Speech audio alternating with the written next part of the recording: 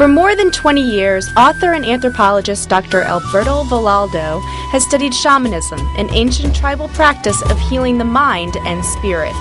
He is the author of 10 books, and his expeditions to Machu Picchu and beyond have given him a body of shamanic healing knowledge not readily available in the modern world. Join me as I talk with Alberto Villoldo as he recounts his personal journeys and gives us a clearer picture of some of the great mysteries of life.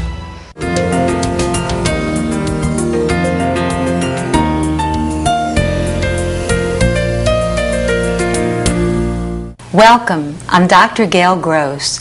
My guest today is Dr. Alberto Villoldo, a medical anthropologist and psychologist. He has studied the medicine traditions of the Americas and the Amazon people for over 20 years. While on the faculty at San Francisco State University, Dr. Villoldo founded and directed the Bio-Self-Regulation Laboratory, where he investigated the effects of shamanic healing on blood and brain chemistry. He's the author of 10 books. His latest is Shaman, Healer, Sage. Dr. Villoldo, welcome.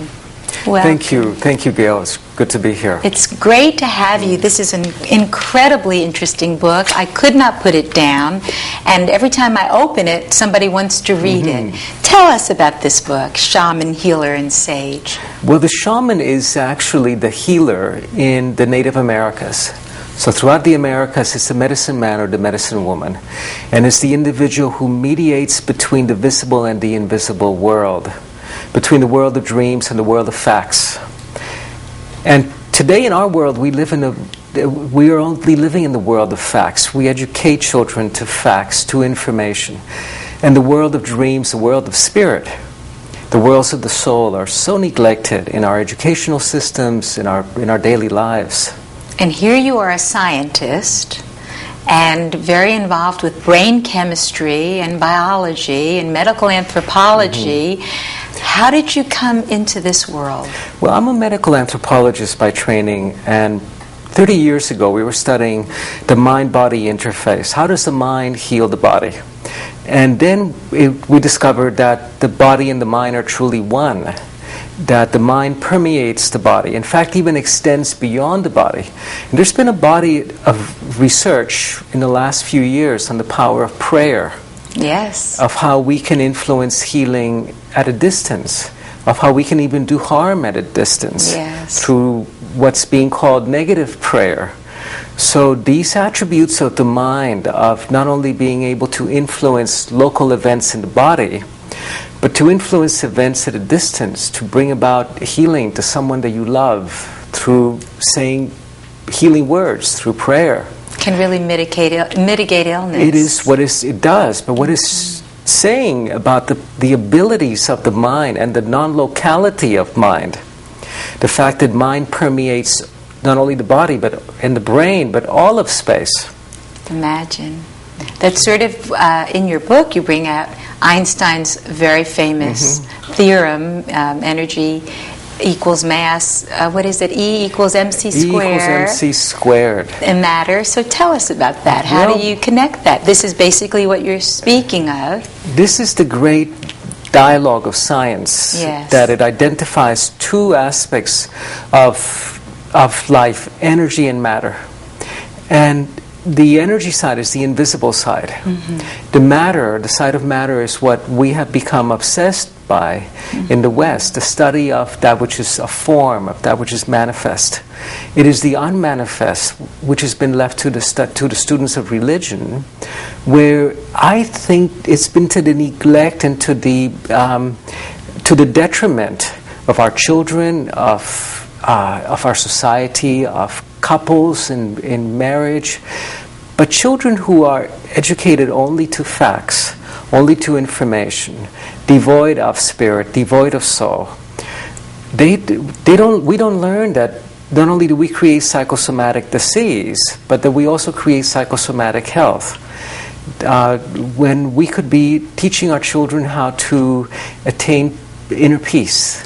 I'm smiling because I remember this example in your book of when you were a little child, how you could psychosomatically develop a cold at 6 years old when you didn't want to go to school. We're all experts at it. And the idea that we really can take our mind over our matter, and here the body is supposed to be healthy, but we can engineer illness. And we learn how to do that at the age of 5. But we forget how to do that at the age of 75 when we can create psychosomatic health, when we can literally create new bodies that age differently and that heal differently and that die differently. Explain that to us. Explain how you can really access this kind of energy within your own body, and I guess like acupuncture unblocks certain energy systems in your body if you have this conscious awareness and know these techniques. You know, biology, medicine tells us that aging happens almost like making a photocopy of a photocopy of a photocopy. That by the 100th copy, by the 99th, it starts getting a little fuzzy around the edges. So your skin cells don't divide as accurately, you begin to get wrinkles, signs of aging appear. What we learned from the original cultures of the Americas is that we can make the 99th copy from the first copy. We don't need to make it from the 98th. That we can go to a state of perfect health, to a self that doesn't age, that doesn't even die, and that most of us in the West experience only at the moment of death. But that children are born with this awareness of an infinite self that gradually gets educated out of them. Because I believe that today in the West we are practicing a kind of systematic mediocrity in our schools, where children are all supposed to learn the same things in the same ways, and if you don't learn it the same way everyone else does, you become categorized, labeled, and it happened in my own life. Yes, there's a wonderful story about your coming to America. Will you tell us about that? Not having English. Right. Not being bilingual and being placed in an American and class. I was coming from a culture, I was labeled ADD, attention deficit disorder, and I was coming from a culture in which you were not taught to sit in a chair for 6 hours and look at a blackboard, but it's much more dynamic learning. So when I came to the U.S., I was evaluated and I didn't speak English, and they told my parents that I was mentally retarded. And I was placed in a classroom with children that had severe learning disorders. And it wasn't until 6 months later, and I was having a wonderful time with these children, because they couldn't talk English. They couldn't talk, most of them. So we had to rely on body language, on touch, on looking into each other's eyes, and a different form of communication. And then they retested me and came back to in Spanish, came back to my parents and said, "No, your son is gifted." And they placed me in a classroom with gifted children, and I still couldn't speak the language. Imagine. So it was a disaster. And imagine the swing there from children that had retarded problems in learning, and then bringing you to accelerated children, and never even being aware that language was, in either case, the problem. And there's so many children today that we label attention deficit disorder, ADHD, that are simply have a different modality of learning. And it's so fascinating, because that very problem that we consider in our culture a learning deficit, ADD or ADHD, is really built into the species evolution, in the evolution of our species, to survive in cultures. If you're born in an Aboriginal or an Amazon society, you need to use 3 or 4 senses simultaneously. Exactly. You need to derive input from your hearing, from your smell, from your touch, and process it simultaneously. So that which is a survival technique, really, in our culture as we are living it today, becomes a learning deficit. Disability. Isn't that fascinating? Yes, and it gets medicated, it gets drugged. Yes. How did your journey begin, Dr. Villoldo? What brought you to this understanding of the mind and the body? I know that you had the experience with science where you saw how it worked together. What? But then you went on a journey to experience. Tell us about that. Well, I began studying the human brain. at San Francisco State University, where I had my own laboratory. Yes. The self-regulation Weren't lab. you the youngest person ever, I think? I was the youngest full professor then, and we were slicing and dicing and staining the brain and putting it under the microscope. And we were looking for the mind, and we were going smaller and smaller, but we could not find the mind in our microscope slides. So instead I decided to go bigger and bigger, that I was looking through the wrong end of the microscope. And I left the lab, I left my teaching position, I left a promising career in academia, and exchanged it all for a pair of hiking boots and went to the Amazon. What courage. Well, it was youthful folly. Yes. No, something moving you, I suspect. But I wanted to study with people that did not have technology to rely on, that only had mind-body medicine, that had to, as they spoke, dream themselves into health. They had to envision themselves well. They had to reinform the body out of a disease process, not through drugs, not through surgery, but through the inner resources of the brain, of the mind in this case, which is much larger than the brain. And knowing how to tap into that reserve and use it. And knowing how to access those resources that are latent neurological resources, brain capabilities that we all have, but that we haven't developed because we can access technology. Right. We can go and get a prescription filled. We can get painkillers.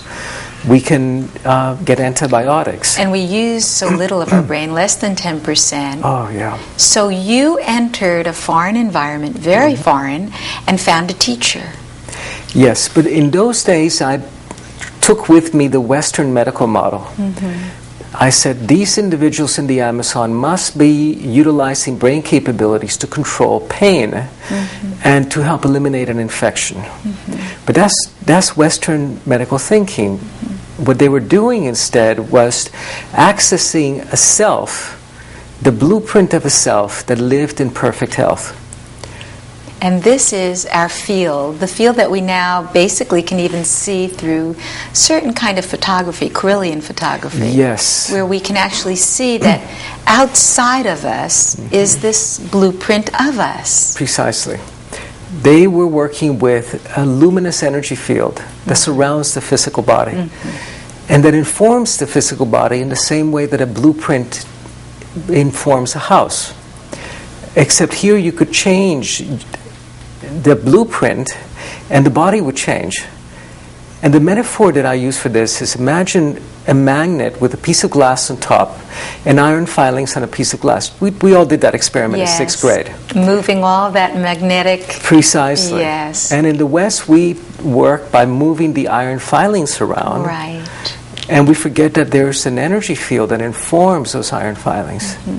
And you can move the magnet and all the iron filings will follow. So whereas in the West we are intervening at the level of gross matter, on Einstein's side of the equation of the M of matter, in the Amazon and in the Hopi lands and the Navajo lands and Alaska and throughout the Americas, they were clearing the blueprint. Amazing. You clear the blueprint of disease and the body follows. So when you were on your journey and you went into this world, this totally foreign world, you were like a child really again. Did you really remember? Well, I had too much education. So you had to forget and then remember. I had a PhD. I was Dr. Villoldo. I had to unlearn. And I had to learn how to perceive directly through the senses. And not only through what I had learned, not only through information, but to perceive nature directly. To develop a kind of common sense that comes from the body. Because the body knows. In fact, even in medicine, no one heals you. The body heals itself. So going back to that natural state, the natural knowledge that the body has, that the soul has, if you would, and that's not supported in our mythology. Now, isn't it fascinating that medicine was dangerous up to not too long ago? I mean, we lived a century ago with leeches and all kinds of horrific, terrible concoctions, scientifically sound concoctions, and yet these very benign practices, which really had very positive effects were looked at as primitive. Yes, they still are. Let me go to our mythology for a moment, because we have a mythology that says that we were kicked out of the garden. Yes, I love when you say that, Yes. that we were kicked out of the garden and the people of the Americas feel they're the keepers of the garden. Precisely. We are the only people in the world who were kicked out of the garden. No one else was. The Aborigines weren't. The Sub-Saharan Africans weren't. Interesting. The Native Americans weren't. They were given the garden to be the keepers and the stewards of the earth, of the garden. So they were never cast out of this natural state where they could speak to the rivers, to the trees, to God, where they could speak to their own bodies. And be connected. Be very deeply connected to their own bodies. So that was what took me the longest, was to recapture this self that never left the garden, that we all have. That natural self. And that's part of the deep healing process that each and every one of us goes through in the course of our lives at one time or another. And that children come into the world with. Amazing. With a deep understanding that they can walk with beauty in the world. And it's only when, in fact, largely through our educational systems, that we become disconnected from. So if you had a magic wand, and you could change our educational system in a cross-cultural way, how would you affect it? What would you do? If you were President Bush and you just had an education bill, what would you say? Well, I would not pass a bill about education, but rather I would empower our teachers, support our teachers. They know how to educate, support our students so that they are stimulated to learn in whatever their modality of learning is.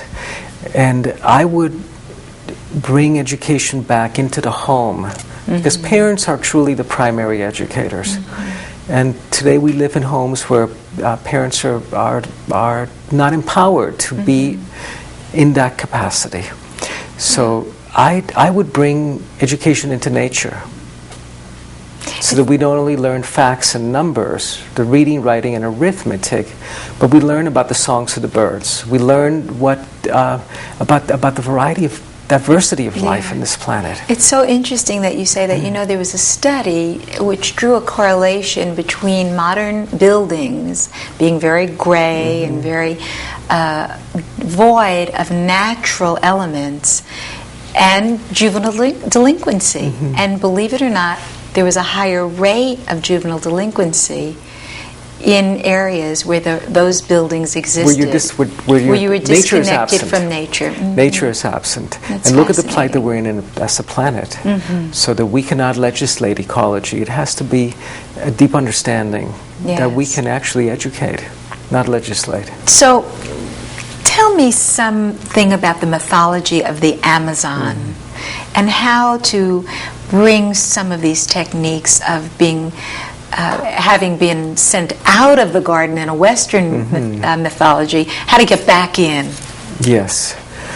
Let me tell you a story that happened to me in the Amazon. I was researching two renowned healers, a man and wife, and we came to a clearing, and they said to me, Alberto, you walk ahead and enter into the jungle again and see what happens. And I walked back into the rainforest, and it was full of song. The parrots and the monkeys, the macaws. First step, the second step, the third step, everything stopped. And they came up to me and they said, you see, they know that you've been kicked out of the garden. They know you don't belong here. And I went, no, that's absurd. I was convinced that it was my Western sense of toothpaste, of deodorant, of soap that the animals were smelling. And I went to there were two Indians at the edge of the river who were cooking a boa constrictor snake on a spit, and they were collecting the fat that was dripping off the snake. And I asked them if I could have some of the fat. And I proceeded to smear myself with this boa fat, convinced that the animals in the rainforest were going to smell another boa slithering back into the jungle. And as I'm going back into the jungle, the first step is full of song. The second step, the third step, everything stops again. Interesting. Except for hundreds of flies that I had about me. Boa. I'm sure it was the boa.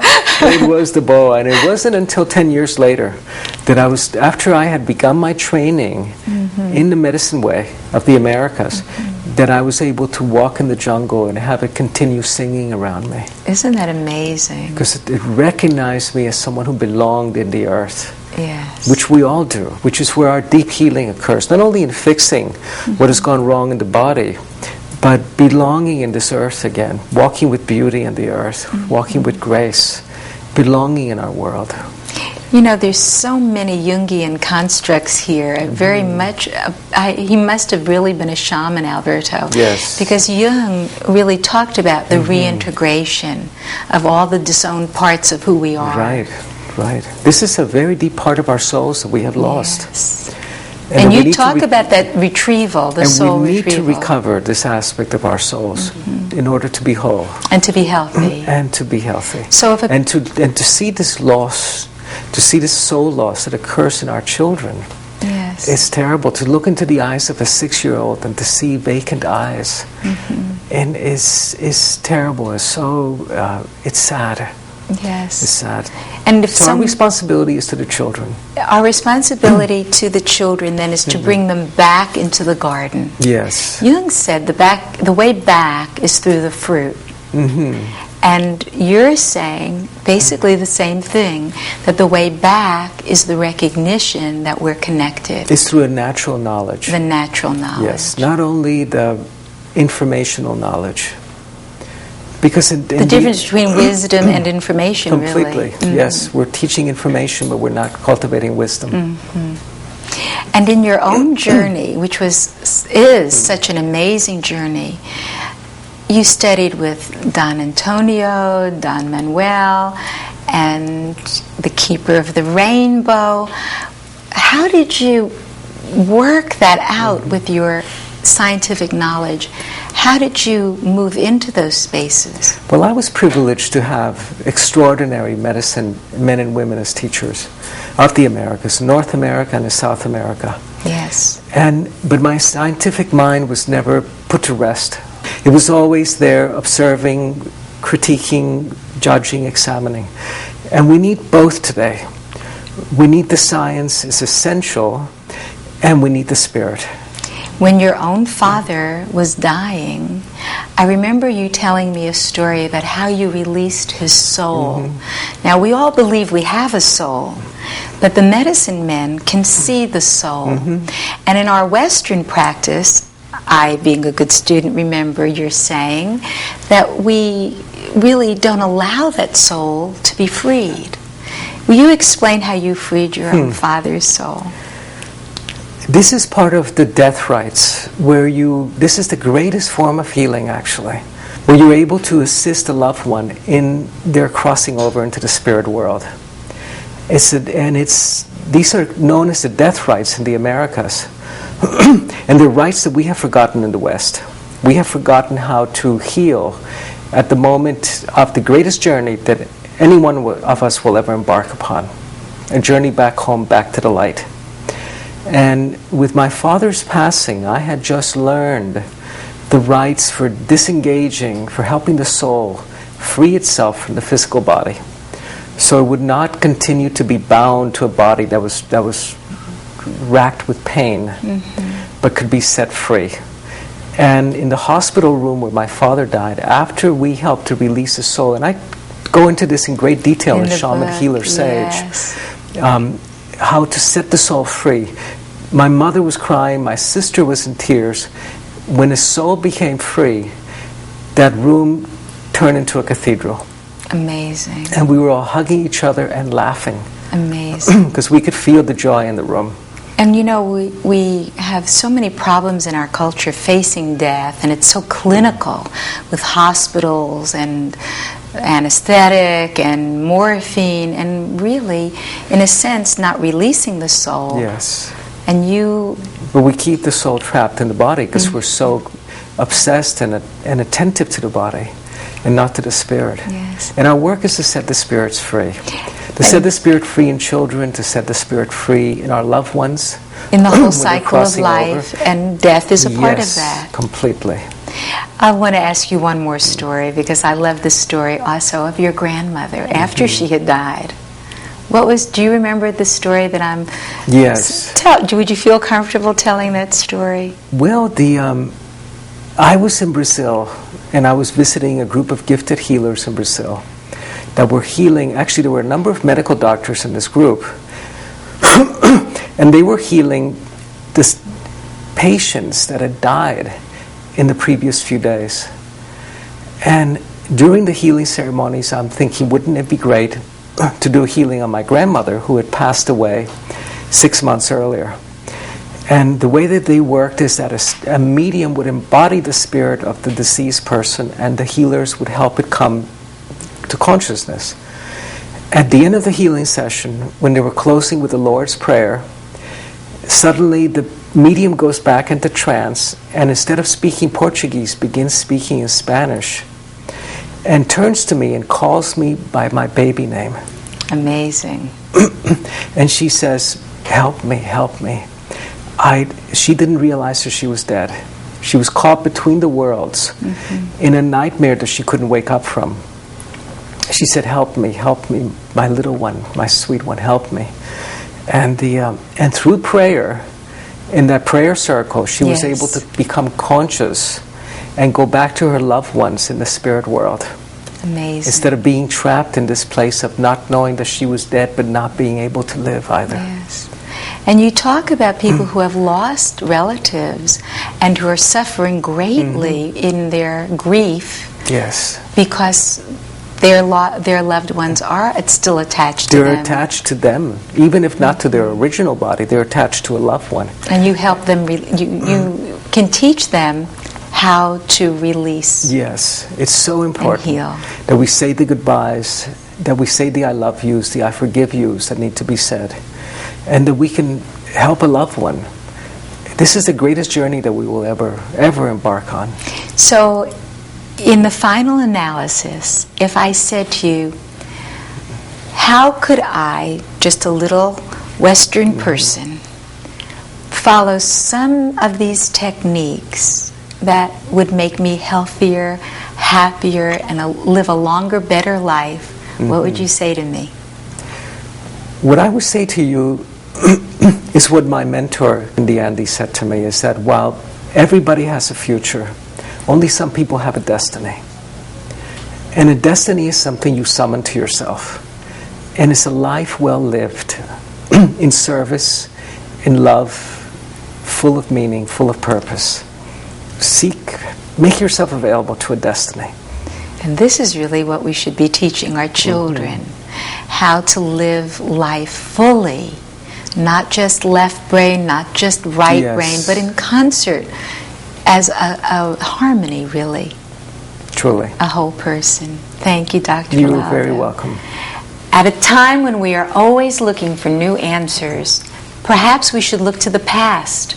Ancient wisdom can help us all understand ourselves a little better, and that may be the first step toward healing.